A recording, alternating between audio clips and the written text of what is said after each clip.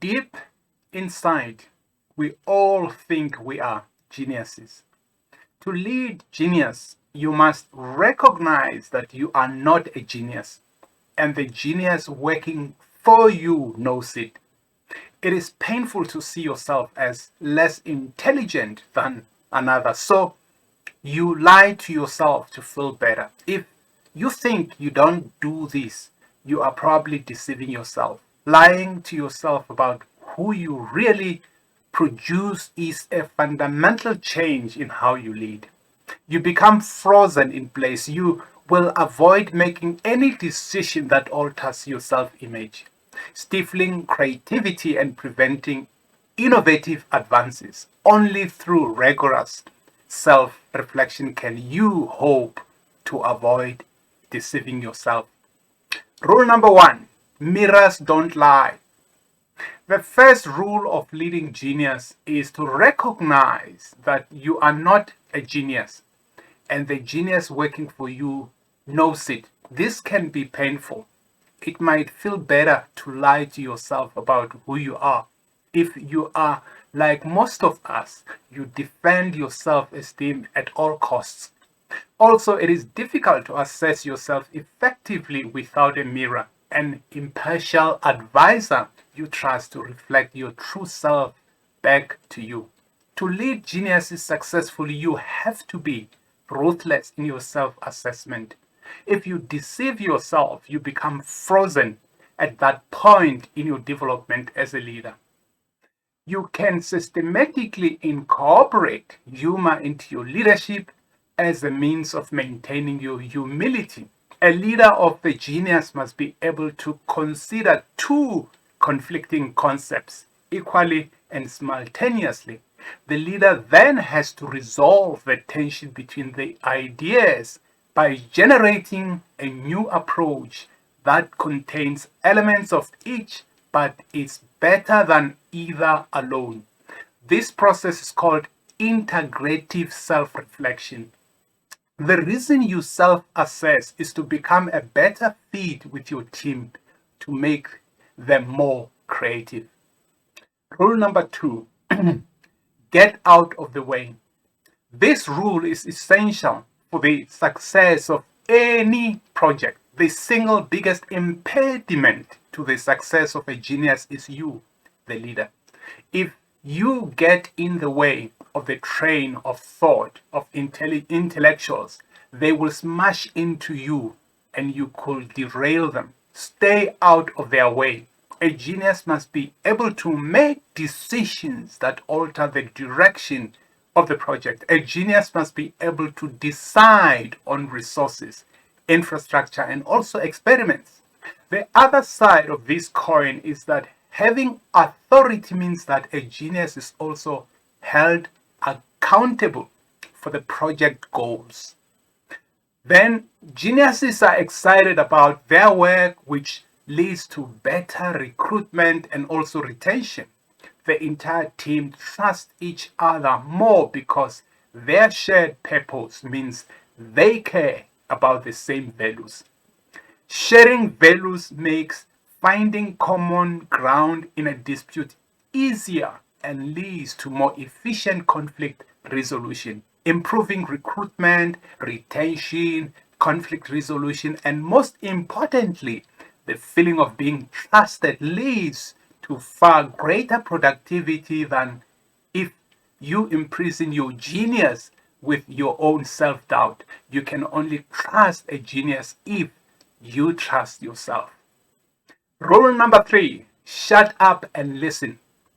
One of the best methods you can use to get out of the way of a genius is to listen more effectively. With the emergence and dominance of technology revolution, why there is a proliferation of genius teams in most companies, that has created many new ways to communicate. Listening to what they say validates the intelligence of geniuses and builds their connection with the team. The single best way to get out of the way of your genius and fulfill rule two is to shut up and listen. The very act of listening with your whole mind means that you have given up authority to another. You have quietened the noise inside of your head. Listening turns out to be among the most challenging things a leader will ever learn to do. Rule number 4: why leaders do not listen. Perhaps we do not listen to one another at the most fundamental level because we think we can read another's mind. We think we know what someone is going to say before saying it. The difference in power between a leader and a genius can make a leader give the words of the genius less weight. Simply having authority makes a leader less likely to listen. Asking thoughtful questions is a crucial aspect of listening well. Some pauses are a good sign. The silence means that people are thinking about what was said and do not have an automatic reply. A fast-paced conversation without silence can seem exciting. Still, it may not be the most effective way to communicate ideas. We participate in the conversation, but only on our own terms. We form opinions on what we thought was meant rather than on the speaker's intent. We are exchanging time for information with this type of listening, but no more than necessary. The creative leader. The creative leader listens and can discover innovation in any conversation of the speaker's terms. They read body language. They listen carefully to the voice, inflection, and the nuance of word choice. They silently digest what is said before replying. Their replies are thoughtful and unique rather than automatic. When you ask for input and truly listen to what is said before making a decision, you promote ownership of the decision. A genius will feel responsible for the outcome of that decision because he helped make it. This dynamic validates her intelligence and makes her think that she owns her future. Get input from the geniuses a decision affects before making the decision. Then they will accept and acknowledge their decision. Rule number 4: turn over the rocks. We all have ways to hide our personal agendas, like pale, squirmy bags found under garden rocks. The only way to be perceived as authentic is to turn over the stones for your team to see all the bugs. This means that there is no difference between what you think and do, even when embarrassing. Turning over the rocks to let others see all the angle or ugly creatures underneath is an essential foundation for leading brilliant people. But it is easier said than done. It can be embarrassing, scary, and sometimes costly. Secrecy creates problems, and transparency solves them. Truth disarms any attacks against you and protects you from future recriminations. As the saying goes, sunshine is the best disinfectant. Transparency requires work from a leader. It can be time-consuming to explain why you are going in a specific direction, but it is worth doing. There are tangible rewards for being transparent. Transparency builds team unity. Transparency protects you from mistakes. Transparency helps solve problems. Proactive candor is contagious. That's right, it is very contagious. Rule number 5: alchemy outperforms chemistry. What does that mean? To make a significant advanced today. Multiple brilliant people have to work together, each making a significant contribution. The way team members interact is crucial to productivity. Getting a genius to work in a team is difficult. If you force geniuses to be part of a team against their will, you may place constraints on their creativity to make the team less than the sum of its parts. Instead of the team supporting the genius, the team can restrict the intellectual innovation which will be less productive. The key to building teams that include geniuses is to use alchemy. Mix a genius with others using non-linear methods to create unpredictable, even chaotic interactions. That's right. The proper mixing of geniuses is the crucible for what we call creative advances. Geniuses want a job with meaning. They want to know that their intelligence will make a difference in the world. They feel validated when other brilliant people are just as inspired as they are about the project. Achieving the mission will pull the team closer to one another, transforming distinct personalities into a group. The goal is to create a reaction among the team in which the output is greater than the input, like turning lead into gold. Leading through chemistry finds the holes in the team's expertise and plugs brilliant people in to fill them.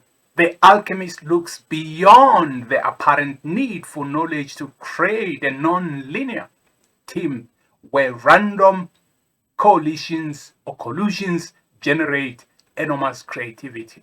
Rule number 6, your past is not the future's truth.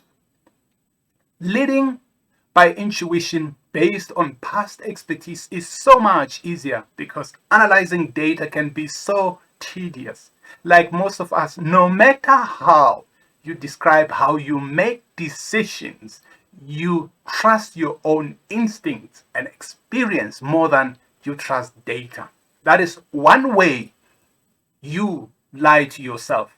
You are unconsciously anchored to your last good or bad experience, mainly because your emotions give specific memories more weight. This is especially true of situations in which you have lost a valued team member or a resource. We are imprisoned by our own personal biases in which we are often blind. That's right.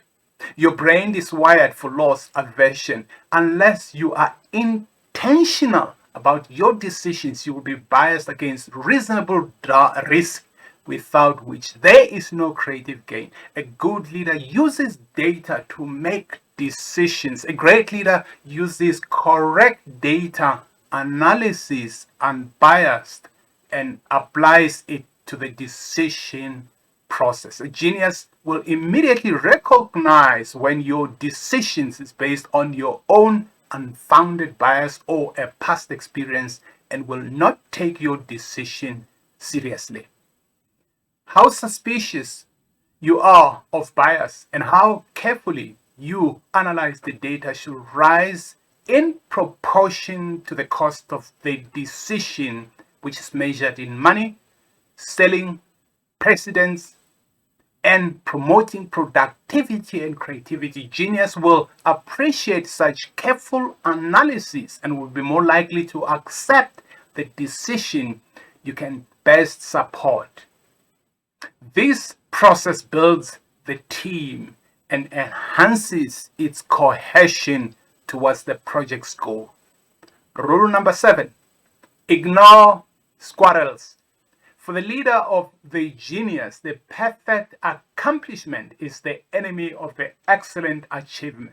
Chasing the perfect idea may distract the genius from getting anything productive done at all. There will always be a better idea that comes along that will take precedence over the current concept. chasing squirrels can be a drain on productivity. Having the focus to take a good idea all the way to commercialization takes perseverance, something that a genius does not always have. If a genius leads your team off on a squirrel hunt, the team will never be able to reach its original goal. The problem with chasing squirrels is that it is a great deal of fun. Distractions are almost always more exciting at first than what you are currently working on. They are new and appealing. It is always easier to chase a distraction than to work through a roadblock on the current project. A good idea can flash in the mind of a genius and boom, they are off chasing it. Geniuses can drive such leaders crazy because brilliant minds always pursue squirrels, those small but interesting ideas outside the core assignment that grab their attention. Novel ideas come in abundance to a genius, though most of these flashes are irrelevant and not visible. Some distractions turn out to be worth billions. A great leader will wisely choose which squirrels to chase because a genius cannot track everything. A leader can add value to a genius team by having the wisdom to recognize a worthwhile distractions. 5 questions to help you choose winning ideas. Number 1, is the approach innovative? The problem may have been attacked many times before, but if the approach is not novel, the idea is unlikely to succeed. An unoriginal approach will not succeed because the intellectual property may already exist. Is the idea feasible? The new idea can be at the edge of possibility, but it must be possible. Can your organization afford the idea? Is the idea specific enough not to impair other efforts? Is the idea elegant? How do you assess the elegance of an idea? Once again, balance becomes paramount in leading genius. A good leader ignores squirrels. A great leader carefully chooses which to pursue. Rule number 8, harmonize hearts and minds. What does it mean? No matter what we think, no matter how hard we try to be stoic and professional, our emotions can control our lives and the life of a genius. For a genius to be most productive, her heart needs to be in harmony with her mind.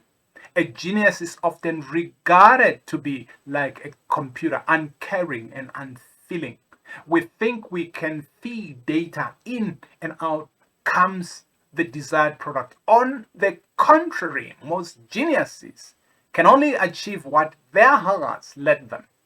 They are caught and driven by same emotions as the rest of us. Their hearts can still rule their minds. Sometimes a genius's heart does not keep up with his head. She might have impressive intellectual gifts, but her emotions can limit those gifts. They may show up for work, but their heart is not on their job. To be productive at the level needed to make significant leaps, the nature of a genius has to be engaged. A genius has to care deeply and emotionally about a problem. For a genius to work at total capacity, she must feel cared for and warm and growing in an environment which is supportive with the team. Genius needs a team. Today's significant advances are most commonly made with teams of multiple genius is supported by many others. The supportive environment can allow a genius to flourish. We take for granted that a genius is born with innate intelligence beyond the rest of us. Still, we fail to consider the role of the environment in allowing geniuses to flourish. Internal consistency.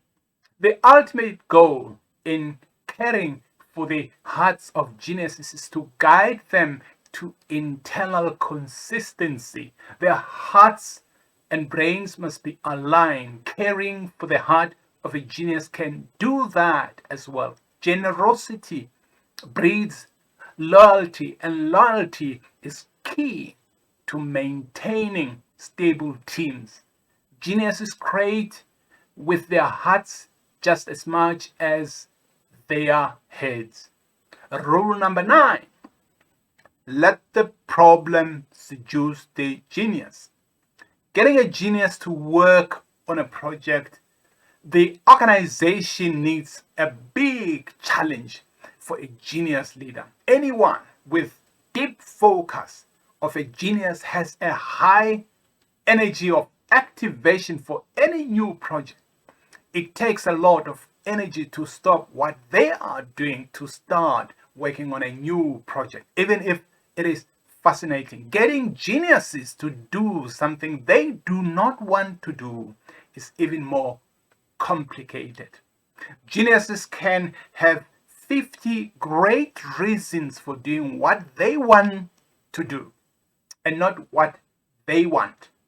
Since they are more intelligent than you, these reasons are usually more rational and cohesive than yours. The most influential leader frames the problem in a way that entices a genius, captures the mind of a genius, and inexorably draws her towards the goal. Intellectuals will be far more motivated to solve a problem if they become enamored with the problem independently. Give geniuses meaning before giving them the task. The first discovery of a genius in a new project should be the project itself. Rule number 10. Make peace with crisis. Leading geniuses means that crisis is a regular occurrence. The stress of innovation, technological innovation, is always stressful because it forces people to adapt when comfortable with the way things are. New technology forces them to admit that the way they had been doing things was not as good, which is close to being an indictment of individual inadequacy. This holds trustworthiness inside organizations that rely on genius for advances. Crisis can blind you. Crisis blind you because you focus on the timer of the bomb. You cannot stop focusing on what will happen when the bomb goes off. You start planning how to pick up all the body parts. When you focus on defusing the bomb, a crisis can make you focus more on the damage that might be done to your career than on how the situation might harm the project or the team. The crisis is the new normal when you are leading brilliant people. Genius, by definition, is disruptive. Get used to it because the problems will never stop coming. You must understand and accept that your life will be one crisis after another. To lead a team of geniuses, you must first lead yourself. If you melt down with every situation, you will distract the intellectuals with the crisis. Losing their focus on the project, they will become less creative. Radiating in a counter or centeredness demonstrates that the weight of your values is greater than the force of the storm around you. Your stability can keep your genius focused on the project. A good leader of Intellectuals or geniuses remain calm in the face of crisis. At the same time, a great leader also identifies and neutralizes what causes the problem. Crisis can blind you. Snap decisions imply that a wrong decision is acceptable just because you are stressed. The time it takes to make a decision becomes the primary goal and not the outcome of the decision. Snap decisions are selfish because you let your stress drive your decision making rate to move past the stressor. Clear lets you reject the tyranny of the agent and broadens your options. Crisis blind you because you focuses on the timer of the bomb. You cannot stop focusing on what will happen when the bomb goes off. You start planning now how to pick up all the body parts when you focus on defusing the bomb. A crisis can make you focus more on the damage that might be done to your career than how the problem might harm the project or the team. If you find yourself worrying about what will happen if the crisis is overwhelming, you can no longer make rational judgments. Self-leadership. Staying calm when faced with a crisis is a learned skill. The key to staying calm is first to anchor yourself to the inner values the rules represent. This is the best defense against the onslaught of stress that comes from leading genius. In addition, if you model calm for your team, they will mimic it through their mirror neurons. We live in a results driven society. We often measure leadership by quantifying how many people you can get to follow your instructions. Leading genius, on the other hand, or on the contrary, starts with grounding yourself in the values behind the rules.